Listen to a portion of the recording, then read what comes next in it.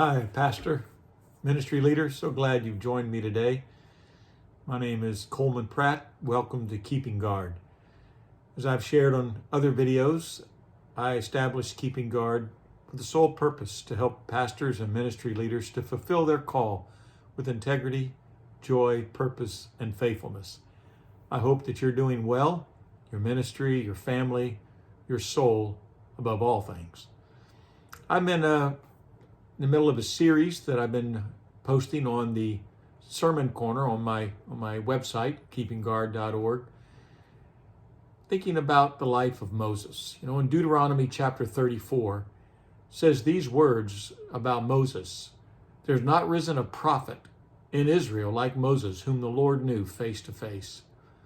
So I'm in the process of just going through what that might look like, what that did look like in Moses' life, what led up to God giving such an incredible description of his servant and his prophet Moses, with the opportunity or the hopes that you can take this and expand it to make it your own sermon, but maybe just give you some ideas for a sermon, upcoming sermon series or Bible study that you're leading. Both us and the people that we lead long and desire, for the most part, for that face-to-face relationship with God, that relationship that's described in such intimacy about Moses. So oftentimes in our own life and in the life of the people that we lead, we crave that intimacy, but perhaps we don't experience it. So I'm just thinking through the life of Moses and the steps that led up to God giving that kind of description. Previously, I talked about, first of all, the first step was the favor that God extended to Moses, recognizing that anybody in anybody's life where there's intimacy with God, the kind of intimacy that our soul craves and was designed for, to recognize that that is there first and foremost because God is the one that has taken the initiative, that his grace has been extended or favor has been extended to that individual. And so it was with Moses. We looked at Moses' early life, where how God preserved his life, through the faith of his parents and through just an incredible, the sovereign hand of God over Moses' life till he was adopted into Pharaoh's family there in Egypt. This morning, I wanted to look at the second step, if you will, in Moses' life, beyond the favor that God extended. And that is this, and this is not maybe one that's particularly popular, but man, is it super important. And really, done right, can be quite hopeful for both us and for the people we lead. And that second step is simply this: it's the failure that Moses experienced. My subject or text for this step is found in Exodus chapter 2, verses 11 through 15. Again, a very well-known story, no doubt well known to you and perhaps studied and preached on before, where Moses goes out. He's an adult now. He's grown up. He goes out, and it's said that he goes out to his people. Significant comment there. And he sees, again, his people, one of his people, being mistreated terribly by one of Pharaoh's soldiers or servants. Moses, it says, looks around, not seeing anybody, takes matters into his own hands, strikes down the Egyptian, killing him, buries him in the sand. The next day he goes out and he finds two of his people, two Jewish people, two Israelites, arguing with one another, one badly mistreating the other. Moses rebukes the one. And after rebuking him, that Israelite turns to Moses and says, "Are you going to kill me just like you killed the Egyptian yesterday?" Moses, with horror, realizes that the deed that he has done, that he thought he had hidden, was in fact well known, or was becoming well known, and says that he was greatly afraid. It then says when Pharaoh found out, he sought to kill Moses, and Moses fled. In verse 15, we leave Moses by a well in the land of Midian. The reason I believe this step is so important is that because both you and I and the people that we preach to and the people that we lead have both experienced failure and also fight and fear failure so greatly. And it can be an important truth and realization when we come to grips with the fact that our failure is not beyond God continuing to use us for his purposes, and in fact is some of the very fabric of our lives that God is going to use in order to achieve the plans and the purposes that he has for you and for me and for the people that God has called us to lead. So when we think about the failure that Moses experienced, the first couple of things that I would want to say is that there are a couple of things that Moses got right. First, I would say that Moses had a right heart. By that, I mean, we see that when it's described on two different occasions. I was reading through the ESV in preparation for sharing this video. And it says on two occasions there in those 4 or 5 verses, his people. Moses identifying with his people. Already we see coming to fruition what is described later in Hebrews chapter 11, that great hall of faith, when it says when Moses grew up, he refused, to be counted a son of Pharaoh, rather to be identified with his people. And we see that here early on. Moses has the right heart. He sees the Israelites, the Jews, as his people. What an astonishing statement. And I think we need to recognize in that statement something that I mentioned in our last video, that we can really chalk that up in great degree to those early years when Moses was being weaned by his mother, Jochebed. And we can just imagine Jochebed taking every available moment and every available teaching moment to instill in the heart of Moses that he was in fact an Israelite, that he was in fact one of God's chosen people.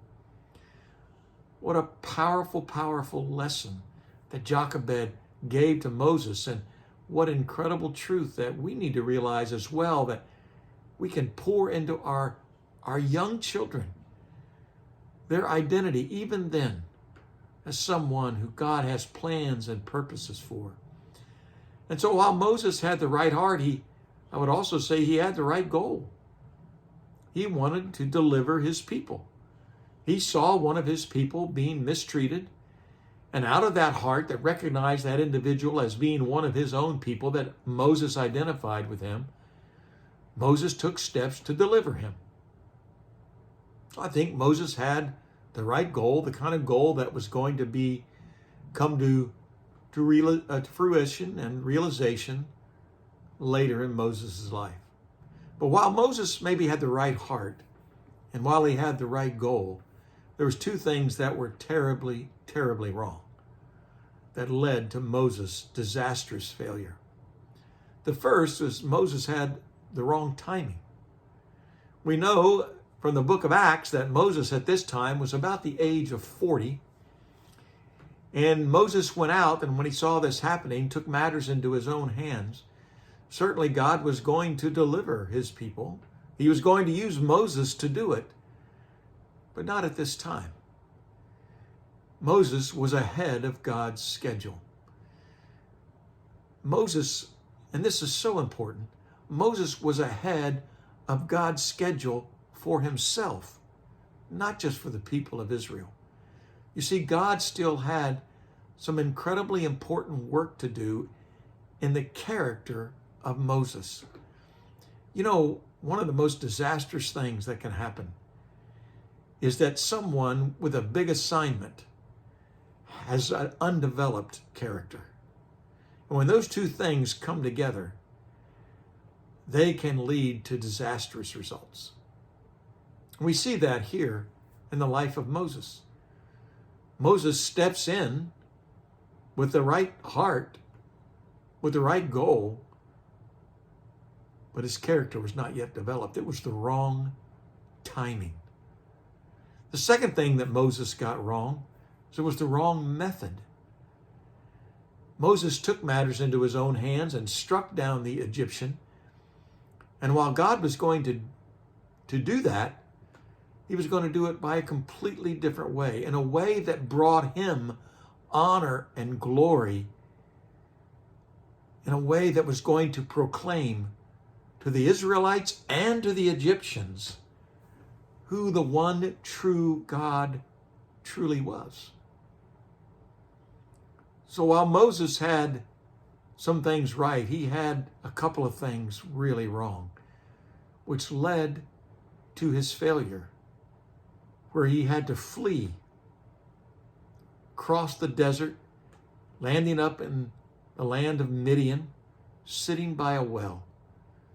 And you can imagine, as Moses sat by that well, having fled from his home that he had known all his life, having fled from what he knew was his people,